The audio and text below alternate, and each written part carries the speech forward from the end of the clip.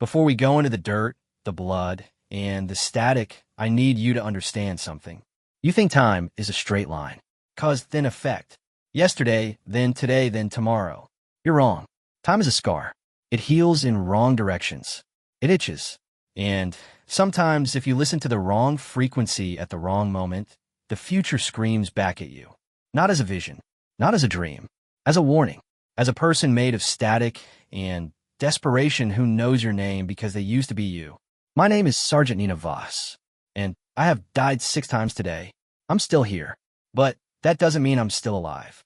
He first one-hit me at 0547 hours, 3 clicks north of the Kharkiv carve-out. I was kneeling in frozen mud that used to be a sunflower field, my M4's barrel resting on a shattered irrigation pipe, watching a thermal's only drift of heat signatures that shouldn't have been there. My team called them ghost footprints, residual warmth from enemy patrols that passed through 15 minutes ago. The kind of intel that gets you killed if you ignore it, and killed if you chase it. Boss, I got a weird return on Sector 4. That was Private First Class Maya Gremlin Hariri, our signals intelligence specialist. She was 19 from Dearborn, Michigan, and she could rip a Russian EW pod apart with a broken screwdriver and a prayer. She had a wisp of black hair escaping her helmet, and her eyes were doing that rapid tracking thing they did when she was chasing a ghost signal. Like a pulse. Not encrypted. Not anything I've seen. It's repeating. Define repeating, I said.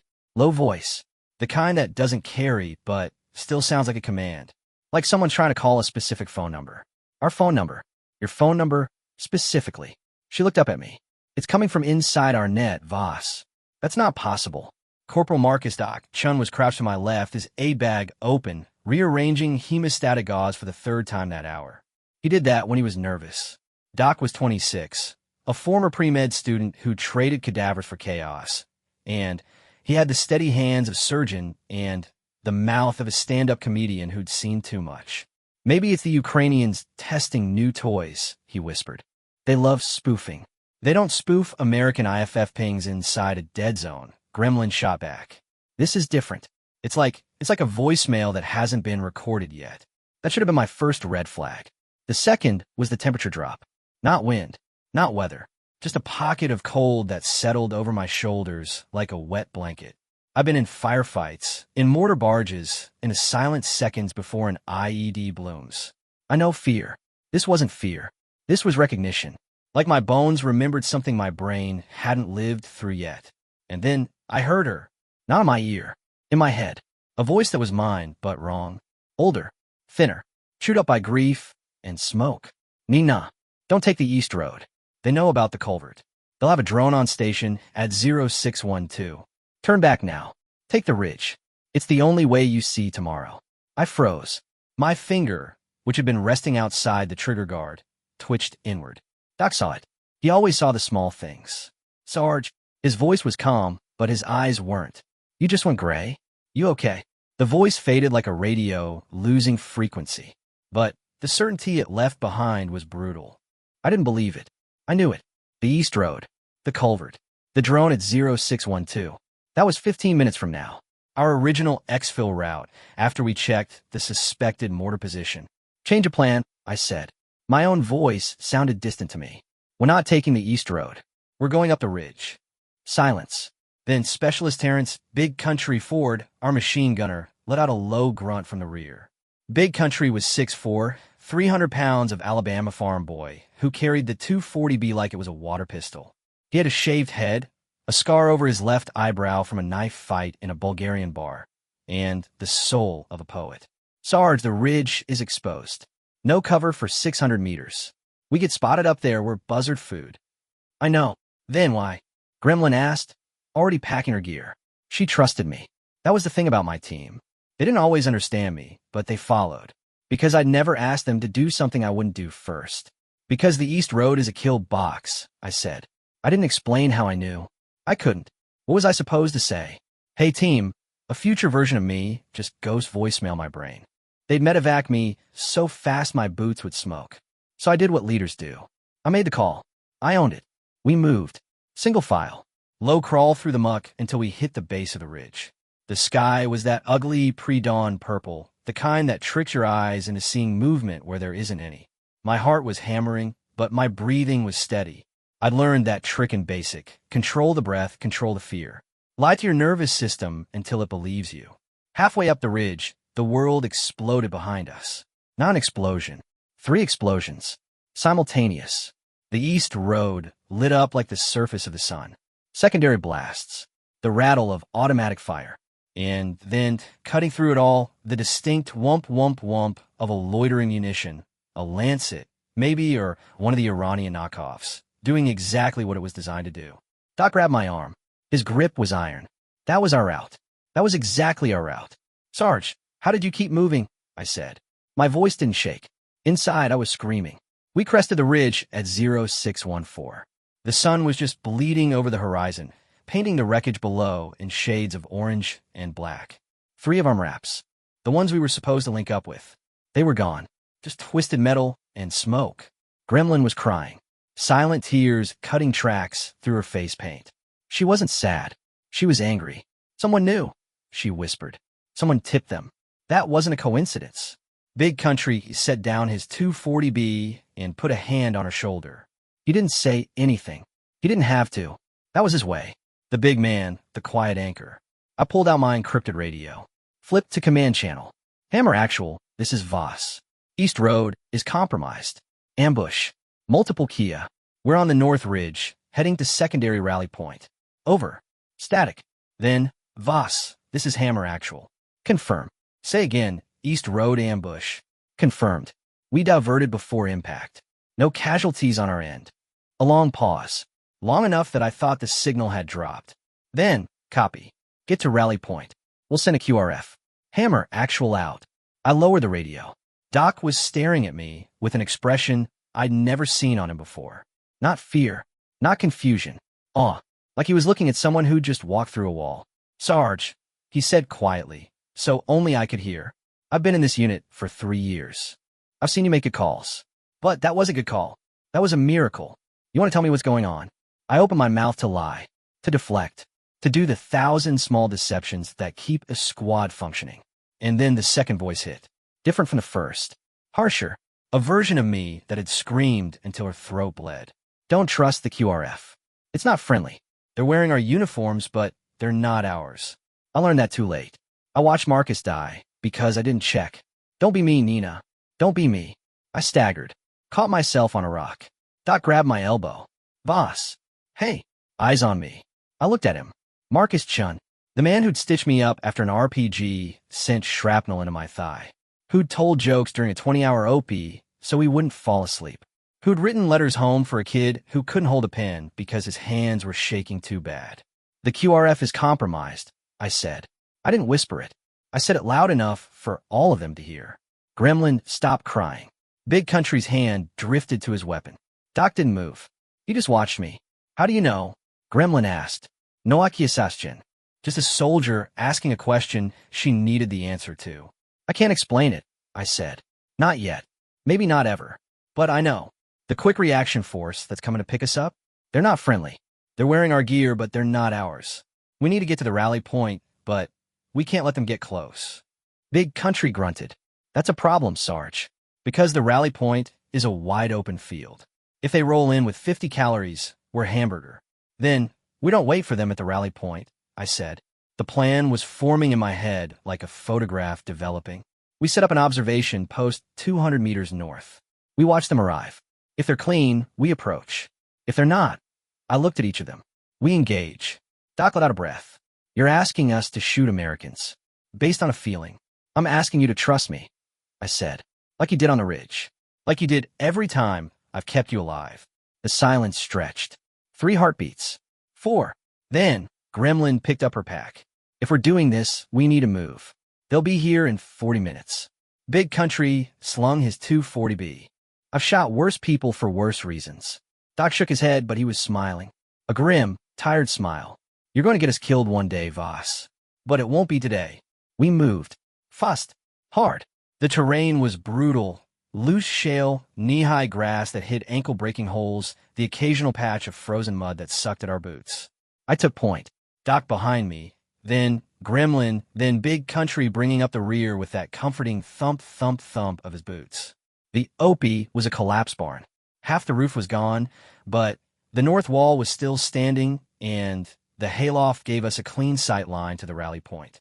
We set up in the shadows. Gremlin ran her EW gear, scanning for comms. Doc laid out his medical kit, tourniquets, chest seals, the whole grim buffet. Big Country set up the 240B on a pile of rubble, belt fed, safety off. And I watched. Binoculars pressed to my eyes. The sun climbing higher. The smell of smoke and cold earth.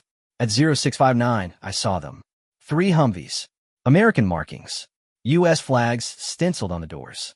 They rolled into the rally point in a textbook wedge formation, dust kicking up behind them. Soldiers dismounted. M4S, multicam, the whole package. And then I saw the way they moved. Too coordinated. Too fast. They didn't fan out like a QRF looking for friendlies. They formed a perimeter facing outward. Like they expected an ambush. Like they were waiting for us to walk into their guns. Gremlin, I whispered. Can you get a comms intercept? Already trying. Their encryption is ours, but the handshake is wrong. It's like they're using our protocol, but a different key. That's not possible unless someone gave them the algorithm. Or unless they took it from someone who couldn't say no, Doc said quietly. I watched the soldiers below. One of them, a tall guy with a captain's bars, raised a radio to his mouth. A second later, my earpiece crackled. Voss, this is QRF lead. We're at the rally point. Where are you? Over. I keyed the mic, didn't speak. Just listened. Another crackle. Voss, respond. We have wounded from the ambush. Need immediate medical assistance. Over. Doc's hand tightened on his aid bag. That's a lie, he breathed. There are no survivors from the East Road. We saw the explosions. Anyone in those MRAPs is dead or dying, not walking and talking. I lowered the binoculars. Looked at my team. For people who'd follow me in a hell based on nothing but faith. We're not going down there, I said. We're going to wait them out. They'll sweep the area, find nothing, and leave. Then we walk to the Ukrainian lines. 15 clicks. We can make it by nightfall. And if they find us first? Gremlin asked. I pulled the pin on a smoke grenade. Then we make a lot of noise and run like hell. We waited. 2 hours. 3. The fake QRF swept the tree line, the surrounding fields, even the collapsed barn's ground floor. They never looked up. They never found us. At 1003, they loaded up and rolled out, leaving a cloud of dust and a lot of unanswered questions. I didn't relax until the Humvees were out of sight. Then I slid down the wall of the hayloft and sat in the straw, my legs shaking, my hands steady only because I was gripping my rifle too hard. Doc sat next to me. You want to tell me now? I closed my eyes. The 2 voices were still there, echoing at the edges of my mind. The first one, weary and precise. The second, angry and broken. 2 future MES. 2 different warnings. I'm hearing things, I said. Voices. My voice. From later. From times that haven't happened yet. Doc didn't laugh. Didn't reach for his psych eval pad. He just nodded. What are they telling you? That we're in more trouble than we know. That whatever's coming, it's not just a war. It's something else. Something that talks backward. Big Country, who'd been quietly cleaning his 240B, looked up. You mean like time travel? I mean like a message, I said. A warning. And I've already gotten 2. I think there are more. Gremlin was staring at her EW gear. Her face had gone pale. Sarge, I've been running a passive scan since we set up. There's a signal. Low frequency. Very low. It's been broadcasting for, I don't know, years, maybe decades. It's not human. What is it? She looked at me. 19 years old. From Dearborn. The best SIGINT specialist I'd ever met. And she was scared. Not battlefield scared. Existential scared. It's a countdown, she said. And it just hit 0. The ground didn't shake. The sky didn't split open. But something changed. The air got heavier. The light got wrong, like someone had turned the color saturation down. And then, for the 3rd time that day, I heard a voice. But this one wasn't from the future. This one was from the past. A version of me that hadn't survived. A whisper so faint I almost missed it. Nina, don't listen to the others. They're not you. They're what's left of you after the machine gets done. Run. Don't lead. Don't fight. Just run. I opened my eyes. My team was watching me. Waiting. And I realized with a cold clarity that settled into my bones that I wasn't just being warned. I was being played. We moved south for 2 hours before I called a halt. The terrain shifted from shattered farmland to the outskirts of a village I didn't recognize, Pervilia, according to the rusted sign by the road. Half the buildings were standing. The other half were skeletons. No civilians. No enemy. Just the kind of silence that means something bad happened here, and something worse is about to. Doc found a house with a basement. Not a root cellar. A real basement, poured concrete, with a steel door that still had its lock. We cleared it room by room, low and slow, and when we were sure it was cold, we stacked our gear in the corner and took a knee. We need to talk about the voices, Gremlin said. She wasn't asking. She was stating a fact. Because I've been running analysis on that signal, and it's not just a broadcast. It's a conversation. Someone's talking to you, Sarge. Multiple someones. And I think they're all telling the truth. That's not possible, Big Country said. He was by the basement's only window, a narrow slit at ground level, watching the street. If they're all telling the truth, they can't contradict each other. First one said, take the ridge. Second one said, don't trust the QRF. Third one said, run. Those aren't compatible. Unless they're from different futures, Doc said quietly. He was sitting on an overturned crate, his aid bag open between his feet. He wasn't organizing it anymore. He was just looking at it. Different versions of what happens next. Every time we make a choice, we create a branch. And some of those branches don't end well. I've been thinking the same thing. But hearing someone else say it made it real. Made it heavy. So what do? Gremlin asked. We can't trust the warnings if they're going to cancel each other out. But we can't ignore them either. Not after the East Road. I stood up, walked to the far wall, put my palm against the cold concrete. The voices were quiet now, but I could feel them waiting, like wolves at the edge of fire. We stop reacting, I said. We start thinking. The third voice told me to run, to not lead. That implies that leading is what gets me killed. But if I don't lead, you four on your own. And I'm not doing that. We're not asking you to, Big Country said. He turned from the window. His face was hard, but his eyes were soft. We're asking you to let us help you figure out what the hell is going on. I nodded. That was fair. That was more than fair. Gremlin, that signal you found. Can you trace its origin? She pulled out her tablet, a ruggedized Panasonic that had been through 3 deployments and still ran like a dream. I've been trying. It's not terrestrial. Or it is, but it's coming from underground. Way underground. Like, deeper than any bunker we know about. How deep? Kilometers. Maybe more. The signal is bouncing off the mantle. That's not radio. That's something else. Neutrinos, maybe. Or gravity waves. I don't have a gear to decode it fully. Doc raised an eyebrow. Gremlin just admitted there's something she can't decode.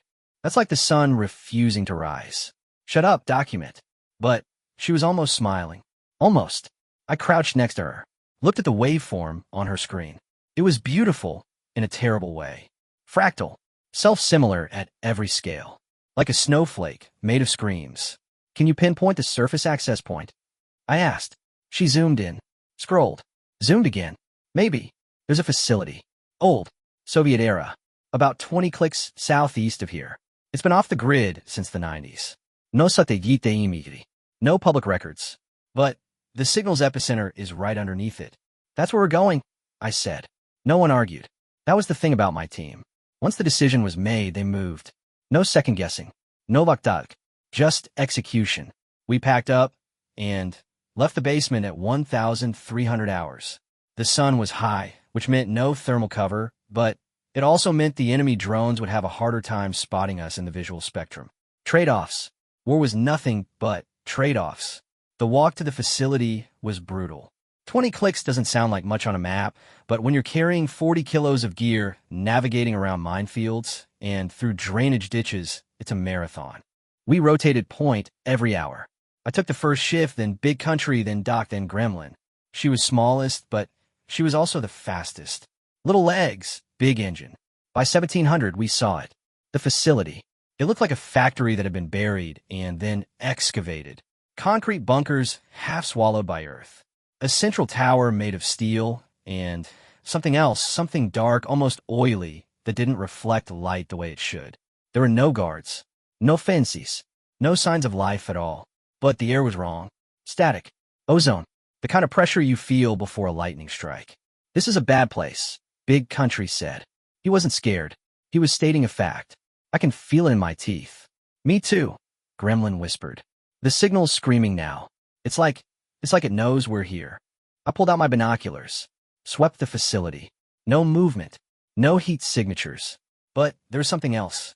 Something I couldn't see, but could sense. A rhythm, a pulse, like a heartbeat, but mechanical. Like the whole place was breathing. We go in quiet, I said. Doc, you're on my 6. Gremlin, you're on EW. Keep us off any local sensors. Big country, your rear guard. If something comes out of those buildings that isn't us, you light it up. Define isn't us, Big Country said. You'll know. We approached from the north, using a dry creek bed as cover. The ground was hard-pan clay, cracked and dry, but there were no boot prints, no tire tracks, no anything. It was like no one had been here for decades. The main entrance was a steel door, rusted but intact. No handed, no look, just a smooth surface with a single indentation in the shape of a human hand. That's not Soviet, Gremlin said. That's not even human. Look at the proportions. The fingers are too long. The palm is too wide. I looked. She was right. The handprint was almost human. Almost. Like someone had tried to copy a person and gotten the measurements slightly wrong. Don't touch it, Doc said. I touched it. The door slid open without a sound. Not grated. Not ground. It flowed open, like liquid metal turning to smoke. The air that came out was cold. Not cool. Cold. The kind of cold that lives at the bottom of the ocean. Beyond the door was a hallway. Walls made of the same oily material as the tower. Floor made of something smooth and gray, like polished bone. No lights, but the walls themselves glowed faintly. Bioluminescence, or something like it. I really don't like this, Gremlin whispered. Noted, I said. Stay close. Weapons on safe, but fingers on triggers. We moved down the hallway. 50 meters. 100. The walls pulsed with that heartbeat rhythm. The air got colder. And then the hallway opened into a chamber the size of a cathedral. And in the center of the chamber, there was a machine. It wasn't like anything I'd ever seen. Not sci-fi sleek. Not industrial brutalist. It was organic. A lattice of dark metal and pale tissue wrapped around a core of pulsing blue light. It looked like a heart the size of a bus. And it was beating. That's the source, Gremlin breathed. That's the signal. Sarge, that thing is thinking. I took a step forward. Then another. The machine's pulse quickened. The blue light intensified. And then, all at once, the voices came back. Not one. Not two. Dozens. Nina, you have to destroy it. Nina, you have to use it. Nina, it's a trap. Nina, it's the only way. Nina, run. Nina, fight. Nina, kill yourself before it takes you. I dropped to my knees. Clapped my hands over my ears. But the voices weren't coming from outside. They were coming from inside. Every future me. Every possible version. All of them screaming at once. Doc was there. His hands on my shoulders. His voice cutting through the noise. Boss, look at me. Right now. I looked. His face was scared. Not for himself. For me. You're still here, he said. You're still you. Whatever that thing is, it's trying to break you. Don't let it. I grabbed his wrist. Squeezed. Used the pain to anchor myself. Gremlin, I choked out. Can you shut it down? She was already at the machine's base, her tablet connected to something. A port, a node, I couldn't tell. I'm trying. But the encryption is... Sarge, it's not encryption. It's language. The machine is speaking in possibilities. Every time I send a command, it sends back 1,000 replies from futures where I did something different. Then, stop sending commands, Big Country said. He was by the entrance, his 240 be trained on the darkness behind us. Shoot the damn thing. I don't know if that will help, Gremlin said. What if destroying it makes the timeline collapse? What if we're only alive because it exists? What if we're only sane because it exists? Doc added. I stood up. My legs were shaking, but I locked my knees. I walked toward the machine. The voices screamed louder. Futures where I died. Futures where I lived, but wished I hadn't. Futures where I became something other. And then I saw it, in the core of the blue light. A shape. A person. Me. But not me. A version of me that had been here for a long time. Her eyes were open. Her mouth was moving. She was the one sending the warnings. All of them. Every single conflicting, contradictory warning. Because she wasn't from one future. She was from all of them. You're not multiple versions, I whispered. You're one person, one mind, stretched across every possibility. You're not warning me. You're begging me. The figure in the light nodded. Tears of blue light ran down her cheeks. And then she spoke. One voice. Clear. Desperate. Nina, you have to make a choice. Not the right choice. There is no right choice. You have to make a choice that closes the loop. Because every time you hesitate, I split again. Every time you ask for more information, I become 1,000 more voices. You have to act. Now, without knowing if you're right. I looked at my team. Document Gremlin. Big country. They were waiting. Not for orders. For me. Gremlin, I said. Cut the power. To what? To everything. There's a junction box somewhere. Old Soviet. Find it. Pull every fuse. She ran. Doc went with her. Big country stayed by my side, his weapon up, his eyes scanning. I walked closer to the machine. To the figure in the light. My other self. My many selves. I'm sorry, I said. She smiled. A sad, broken smile. Don't be. You're the one who gets to walk away. That's enough. The lights flickered. The machine's pulse stuttered. Gremlin's voice echoed through the chamber. Got it. Pulling now. The blue light went out. The heartbeat stopped. The figure in the core dissolved into shadows. And the voices went silent. For the first time in 12 hours, I heard nothing but my own breathing. The silence lasted exactly 7 seconds. Then the machine screamed. Not a sound. A pressure wave. It hit me in the chest like a battering ram, threw me backward into big country. He caught me with one arm, kept his 240B up with the other, but the wave kept coming. The walls cracked. The floor buckled. The oily material that made up the chamber began to peel, like skin sloughing off a burn. Move! I shouted. Everybody out now. We ran. Doc and Gremlin were already at the hallway entrance, Gremlin's tablet bouncing on its strap, Doc pulling her by the arm. Big country shoved me ahead of him and took rear guard, his massive frame filling the corridor behind us. The hallway was collapsing. Chunks of ceiling fell, shattering into black dust that didn't settle. It hovered like ash in zero gravity. The bioluminescent walls flickered and died, plunging us into darkness. I flipped on my helmet light. The beam cut through the dust, showing me a path that was narrowing by the second. Left! Gremlin screamed. There's another exit. 50 meters. We took the left. A maintenance tunnel, smaller than the main hallway, barely wide enough for Big Country to squeeze through. His pack scraped the walls. His breathing was loud in my ears. But he didn't stop. He didn't slow down. 40 meters. 30. The screaming from the machine changed pitch. Became almost vocal. Almost human. You're killing me, it said. Not in my head. In the air. In the dust. In the cracks spreading across the walls. You're killing all of us. Don't listen, Doc panted. Keep moving. 20 meters. 10. I saw daylight. A crack in the tunnel's end. Not a door, just a rupture in the earth where the facility was tearing itself apart. Gremlin went through first.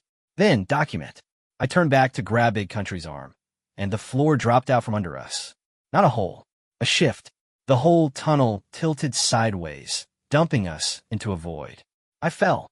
Tumbled. Hit something hard, a pipe, a beam, I don't know. My rifle flew out of my hands. My helmet light cracked and went dark. I landed on my back. The air was knocked out of me. For a long, terrible second, I couldn't breathe. Couldn't move. Could only stare up at the fading light above me, at the dust, and debris falling like snow. Then, hands grabbed my vest. Doc's hands. He hauled me to my feet. Gremlin's out, he said. Big Country stuck. His legs pinned. I followed him. The tunnel had collapsed into a lower chamber. Another part of the facility, older, darker. Big Country was lying on his side, his left leg crushed under a slab of that oily black material. His face was pale, sweating, but his hands were steady, and his 240B was still aimed at the darkness behind us. It's not bad, he said. Liar. It was bad. The slab was the size of a car door, and it was pressing his thigh into the floor at an angle that made my stomach turn. Doc, can you get it off? I asked. Not without cutting his leg off. Doc was already pulling out his surgical kit. And I don't have the gear for that. Or the painkillers. Or the stomach. Then we lifted. Gremlin appeared at the edge of the hole above us. Sarge, the whole facility is coming down. You have 30 seconds, maybe less. I looked at the slab. Looked at Big Country. He shook his head. Go, he said. I'll hold them off. Them. Doc asked. The darkness behind us moved. Not shadows. Not soldiers. Things. Shapes that were almost human, but wrong. Too tall, too thin. Their skin was the same oily black as the facility walls. Their eyes were blue, the same blue as the machine's light. They were the voices, the future versions, the ones who'd been trapped in the machine. And they were angry. Go, Big Country said again. He raised his 240B. The belt fed into the chamber. I'll buy you time. I grabbed his collar, pulled his face close to mine. You listen to me, Terrence Ford. You're not dying in this hole. Not today. Not ever. We're lifting that slab, and we are walking out of here together. That's an order. He stared at me. For a second, I saw the farm boy from Alabama, the one who used to write poetry about sunsets and his mama's cornbread, the one who joined the army because he wanted to protect people, not because he wanted to hurt them. Okay, Sarge, he whispered. Okay, Doc, and I got on either side of the slab. Gremlin threw down a rope, her own harness, clipped together with Big Country's. I wrapped it around the slab's edge, tied a knot I hoped would hold, and signaled Gremlin to pull. She pulled. The slab shifted. Big Country groaned, a sound I'll hear in my nightmares for the rest of my life. But he didn't scream. Again, I shouted. Gremlin pulled again. The slab lifted. 2 inches. 4. Big Country dragged his leg out, his boot leaving a smear of blood on the floor. Doc was on him instantly, tourniquet going on, morphine jabbed into his thigh. It's clean, Doc said. Bones intact. But he can't walk. Then we carry him. I grabbed Big Country's right arm. Doc grabbed his left. Gremlin took his pack, slung it over her own small shoulders. Together, we dragged him toward the hole. The shapes in the darkness were closer now. I could see their faces. My face. Dozens of me, all with those terrible blue eyes, all reaching out with 2 long fingers. Stay, they whispered. Stay with us. It's easier here. No more choices. No more war. Just the loop. Not today, I said. And I fired my sidearm into the nearest one. The bullet passed through it like smoke. But the shape screamed, and the others hesitated. That was all we needed. We hauled Big Country up through the hole. Gremlin went first, pulling. Doc pushed. I climbed last, one hand on the rope, one hand firing blind into the darkness below. We burst out of the facility just as the ground gave way.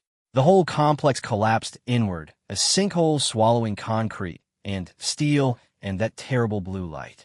Dust billowed up, thick enough to choke on. We kept moving. 50 meters. 100. 200. Finally, when the ground was solid and the dust was thin, we stopped. I collapsed next to Big Country. Doc was already working on his leg, cutting away the bloody pant leg, checking the tourniquet. Gremlin was crying again, but she was also laughing. That weird, hysterical laugh that comes after you've been dead and come back. You're an idiot, she said to Big Country. A big, stupid, beautiful idiot. I know, he said. His voice was weak, but he was smiling. That's why you love me. I lay on my back and stared at the sky. It was getting dark. The first stars were coming out. Somewhere to the east, I could hear artillery. The war was still happening. The world hadn't ended. But something had changed. The voices were gone. Not quiet. Gone. For the first time in my life, I was alone in my own head. And it was terrifying and wonderful in equal measure. Doc finished with Big Country's leg and sat down next to me. He was covered in dust and blood, mostly Big Country's, some his own from a cut on his forehead. He looked exhausted. He looked ancient. He looked like the best friend I'd ever had. So he said, "What now?" I thought about it. The machine was destroyed. The loop was broken. But the warnings had been real. The East Road, the fake QRF, those things had happened, would have happened. The future wasn't fixed. It was negotiable. Now we walk, I said. 15 clicks to Ukrainian lines. We get Big Country to a field hospital. We report what we saw. What did we see? Gremlin asked. She'd stopped crying. She was sitting cross-legged, her tablet in her lap, but the screen was dark. Dead. Whatever the machine had been doing to her gear, it had fried it for good. I don't know, I admitted. A weapon. A prison. A message in a bottle. Maybe all of it. You think it's gone for good? Doc asked. I looked back at the sinkhole. The dust was settling. The blue light was gone. But I could still feel something. Not a voice. Not a warning. Just a presence. Like the memory of a dream. I think we closed one door, I said. But there are others. There are always others. Big Country shifted, winced, and then spoke. His voice was quiet, but steady. Then, we'll be ready.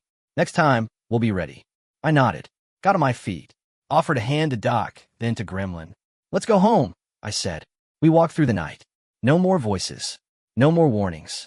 Just the four of us and the stars and the distant thunder of a war that didn't know it had almost lost. We reached the Ukrainian lines at 0347 the next morning. A pair of guards in woodland camo almost shot us, but Gremlin's Ukrainian. She'd learned it from a boy in Kiev. She never said his name. Got us through. They gave us water, bread, a radio to call command. While we waited for extraction, I sat on the back of a BMP and watched the sun rise. It was orange and pink and gold. It was the most beautiful thing I'd ever seen. Doc sat next to me. He didn't say anything. He just leaned his shoulder against mine and let out a long, slow breath. Hey, Voss, he said after a while. Yeah, you think we'll ever understand what happened back there? I thought about the machine, the voices, the future MES who'd screamed and begged and lied and told the truth. They were all me, and none of them were. No, I said, but that's okay. Some things aren't meant to be understood. They're just meant to be survived. Doc nodded. That's deep, Sarge. You've been reading my poetry. I laughed. It was a raw, broken sound, but it was real. Shut up, Chun. He grinned. And for a moment, just a moment, everything was okay. The extraction chopper came in at 0612, the same time the drone was supposed to hit us on the East Road. But we weren't on the East Road. We were here, alive, broken maybe, but alive. As I climbed into the helicopter, I felt something brush against my mind. Not a voice, not a warning, just a whisper of acknowledgement. A version of me, somewhere in the multiverse, watching me walk away. Good choice, it said.